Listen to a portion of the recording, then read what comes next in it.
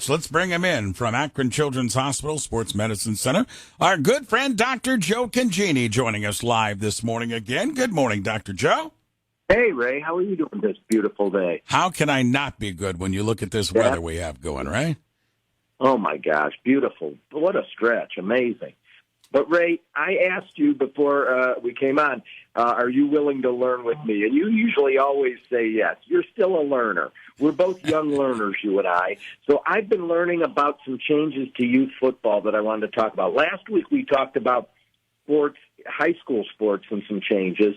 This week going down to the youth level and with football. And for some people, they're not interested at all in football, and so this wouldn't be interesting to them. For a lot of people, they still love football. And in sports medicine, we've been kind of trying to save the sport of football, and I think we're doing a lot better 10 years later than we were a decade ago, but still trying to make it safer. And at the youth level, the big thing that's going on around the country, and it's coming to our region of the country here, in the last year or two, is what's called padded flag. And so these young football players wear pads, but they still play flag football. But it's in an attempt to progress them so that they learn the game before they would get to tackle football at a later point. So relatively new in our region. USA Football around the country has leagues, and now a few in our area. CYO is going to have a couple of leagues this year, and we're going to see how it goes.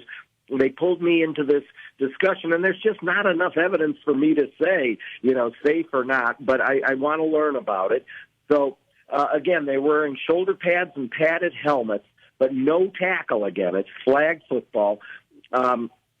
One of our instructors who's been at CYO for so long, Marianne King's been working very hard on this, and Coach Chuck Kyle up at St. Ignatius about trying to progress kids to learn this game of football.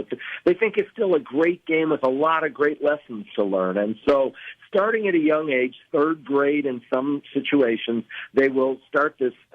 They have equipment that they can buy that's specific for this sport. This isn't the same as shoulder pads and helmets that you'd wear later when you're playing tackle, but made specifically for padded flag.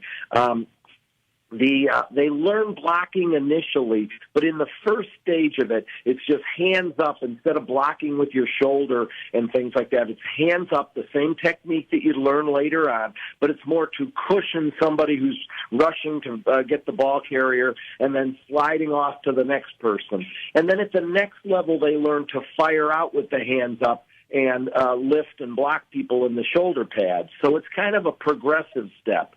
On the defensive side, Coach Kyle talks a lot about focusing on the hips. It's the same thing when you learn to tackle, is you don't want to look at the shoulder pads when you're trying to tackle or the trunk. You'll get faked out. You need to look at the hips, and the hips are where the flag is. And so flag football, teaching offensive and defensive play at the youth level with padded flag, it's called. And the next step after that is rookie tackle, which is on smaller fields, and there's rules changes that we've talked about here before to try to keep it safe.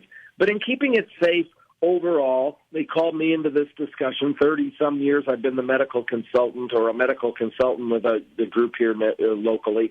But as I looked for a whole week, I can't find any information on safety data, as you would expect. There's no research yet. Maybe we could be the first to do some research here in Northeast Ohio. But the two things that hit me that I really wanted them to be careful of is what I saw 8 years being a youth coach myself, and 35 years being at a sport medicine center that sees youth football, is what I call maturational mismatch, where you have two people across the line from each other. One person, maybe not even just size-wise and maturation-wise, is way advanced from somebody across the line. We need to avoid that situation of 30 pounds difference, 40 pounds difference, or a maturational difference. And we need our officials and coaches to help with that.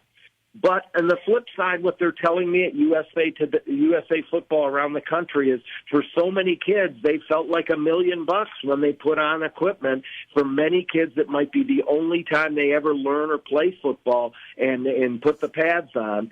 They may learn very quickly, hey, this sport's not for me. Or they may learn, hey, I want to go the next step to rookie tackle, but they're learning the game. They're learning the techniques on offense and defense that are well laid out by people like Coach Kyle. So right now I'm in favor of it. I don't have a lot of data to say. We'll watch it in the next year or two, but we'll be watching what youth kids are going to be doing. Is called padded flag, and it's the latest thing to start out youth football, and a progressive approach toward later on someday playing tackle and moving on to junior high and high school. I think for everything you said, Joe, I agree with you. I think it's a great introductory. It also might be a road that they realize they might not want it, and it cuts down the risk. I think it's a win-win.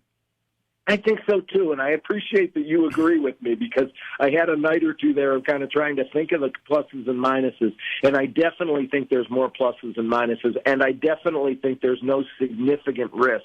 So I gave it the green light from my standpoint. I agree with you. Joe, as always, thank you for the time, the visit. Appreciate the insight into the world of sports medicine. We'll do it again next week. Thanks, Ray. Have a great week.